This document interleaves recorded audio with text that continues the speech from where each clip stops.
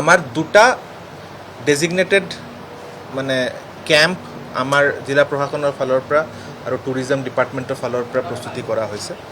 এটা হ'ল কামাখ্যা ষ্টেচনৰ জাষ্ট পিছফালে, ফাৰ্ষ্ট কেম্প কামাখ্যা ষ্টেচনত, যেটো জাষ্ট পিছফালৰ পৰা একদম পুৰা ফুল এৰিয়াত, আৰু ছেকেণ্ড কেম্পটো হ'ব পাণ্ডু পৰ্টত।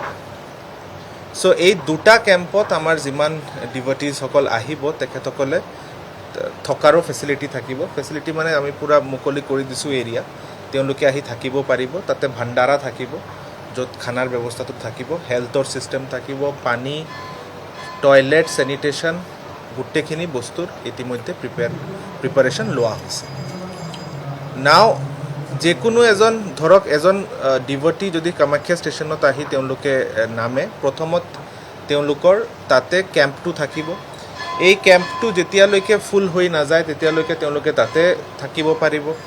তাৰপিছত যদি ছাপ'জ এই কেম্পটো ফুল হৈ গ'ল, তাৰপিছত তেখেতসকল যাব পাৰিব পাণ্ডু পৰ্টলৈ।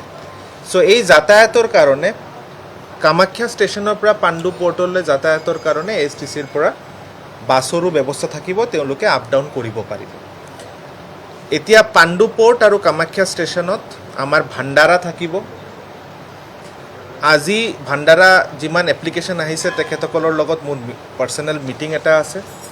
তাৰপিছত ফুড ইনস্পেক্টৰৰ তত্ত্বাৱধানত আমাৰ এজন মেজিষ্ট্ৰেট ফুডৰ কাৰণে ইনচাৰ্জ থাকিব, কি তেওঁলোকে প্ৰপাৰ হাইজিন মেইনটেইন কৰি যাতে ডিভটিজসকলক মানে ভোজনটো দিয়ে। এইটো মষ্ট ইম্পৰ্টেণ্ট। এইটো আপোনালোকৰ জৰিয়তে যিসকলে ভাণ্ডাৰা তাত ইয়াতে বহাবও বিচাৰিছে তেখেতসকলকো মই জাষ্ট এটা কথা ক'ম কি হাইজিন বহুত ইম্পৰ্টেণ্ট, কিয় ইমানজন ডিভটিজ আহিব।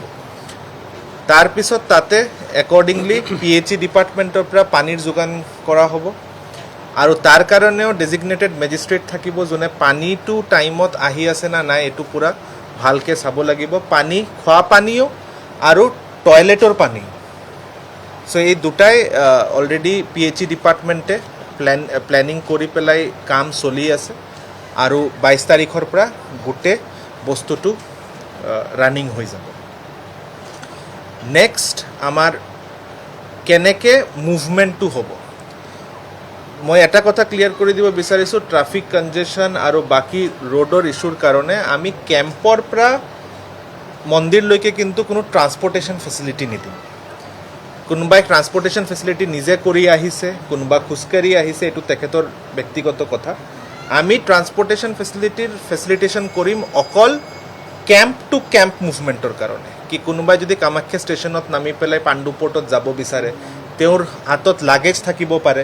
চ' এইটোৰ কাৰণে ASTCৰ বাছ এই দুটা কেম্পৰ মাজত আপ ডাউন কৰি থাকিব, কিন্তু কেম্পৰ পৰা মন্দিৰলৈকে অহাৰ কাৰণে কোনো ধৰণৰ ট্ৰান্সপৰ্টেশ্যন ফেচিলিটি প্ৰশাসনৰ ফালৰ পৰা ব্যৱস্থা কৰা নহ'ব। বিকজ এইটো বহুত ফালৰ পৰা বহুত মানুহ আহিব, তো ট্ৰান্সপৰ্টেশ্যন কৰিলে তাতে এটা কনজেশ্যন বা ট্ৰাফিকৰ ইছ্যু হ'ব পাৰে আৰু মানুহৰ কষ্ট হ'ব পাৰে। নেক্সট, ছাপ'জ এজন মানুহে নিজৰ ট্ৰান্সপৰ্টেশ্যন হওক বা খোজকাঢ়ি যেনেকৈ তেওঁ বিচাৰিছে, তেওঁ কেম্পৰ পৰা ফুটহিললৈকে আহিব লাগিব। নাও ইয়াতে এটা কথা বহুত ইম্পৰ্টেণ্ট, কি আজি আমাৰ মন্দিৰৰ ওপৰলৈ অহাৰ কাৰণে মেইন ৰোড দুটা আছে। এটা মেইন ৰোড হৈ গ'ল নাৰ্চাৰী, যোনটো মালিগাঁও ফ্লাইঅভাৰৰ ওচৰত আছে, আৰু এটা হৈ গ'ল পাণ্ডুৰ ফালৰ পৰা যিটো বংশী বাগান হৈ পেলাই আহে। মই ক্লেৰিফাই কৰিব বিচাৰিছোঁ, ডিভটিজ বা যিকোনো কেম্পৰ পৰা মানুহ আহিলে এণ্ট্ৰিটো নাৰ্চাৰীৰ ছাইডৰ পৰাই হ'ব। নাৰ্চাৰী ছাইডৰ পৰা এণ্ট্ৰি হৈ পেলাই তেখেত ওপৰত গৈ থাকিব।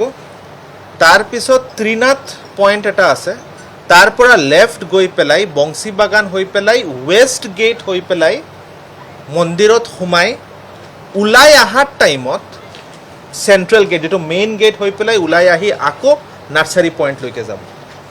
আৰু এইটো ব্যৱস্থাটো এইকাৰণে কৰা হৈছে বিকজ আমাৰ যিকোনো ধৰণৰ ইছ্যু যদি মেডিকেল ইছ্যু হৈ যায়, কাৰোবাৰ কিবা এটা ইম্পৰ্টেণ্ট ইউটিলিটি আমাৰ ওপৰত পঠিয়াব লাগে, চ' তাৰ কাৰণে এটা ৰাস্তা মুকলি লাগিব এম্বুলেঞ্চ মুভমেণ্ট বা যিকোনো ধৰণৰ ইছ্যু টেকেল কৰাৰ কাৰণে। তাৰ কাৰণে এই মুভমেণ্টটো আমাৰ পাণ্ডুৰ ফালৰ পৰা যিটো ৰাস্তা আছে ডিটেইলটো আমাৰ DCP ট্ৰাফিক ডাঙৰীয়াই ক'ব চ' মুঠতে প্লেনটো এইটো কি যিকোনো ডিভটি খোজকাঢ়ি যাব লাগিব যেতিয়া আহিব তেখেতসকলে নীলাচল পৰ্বতৰ এণ্ট্ৰিটো নাৰ্চাৰী পইণ্টৰ পৰাই কৰিব